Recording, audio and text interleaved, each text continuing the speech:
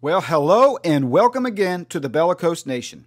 I'm so glad some of you guys are going to be here to help me cover this topic of potty training in public places. Now, to be honest, this is something new to me. I haven't been involved in this in some time, but maybe I'm another social dinosaur, so I need your help.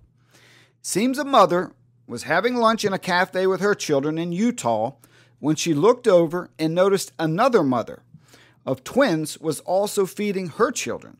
Sounds like a normal situation, right?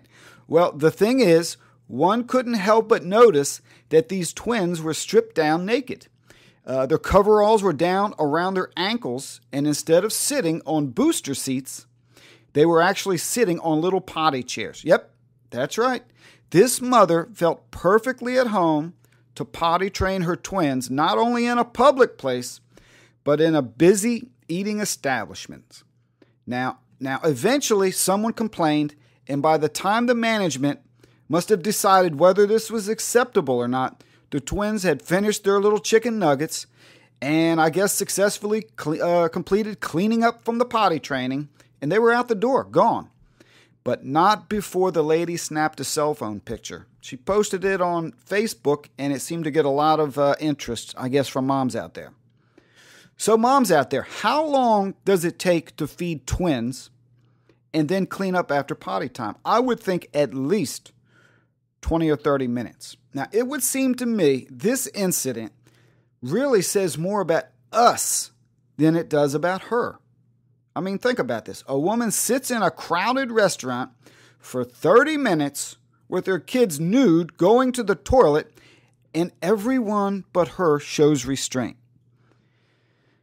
Now, seriously, folks, we have been so beaten down by the attacks, sometimes of the vilest type, on anyone who tries to maintain some sense of social, cultural, or even personal decency that we are timid rabbits as our culture continues to degrade.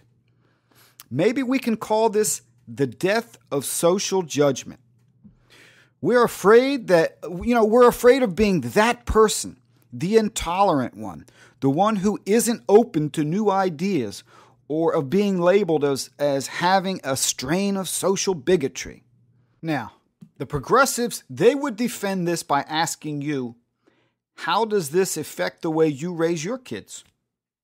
Who made you the judge of what is socially or morally acceptable? Who is being harmed by her actions? Certainly there's no more health risk than a child using a diaper.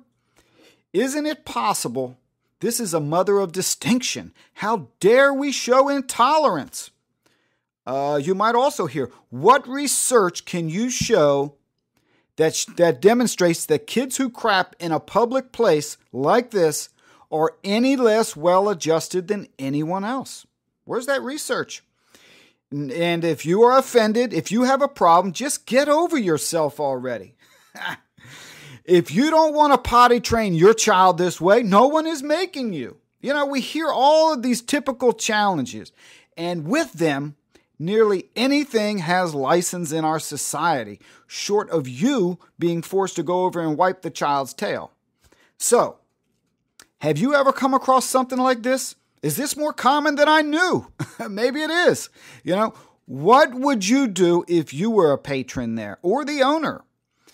Okay, now, this is the Bellicose Nation, serving the country one video at a time.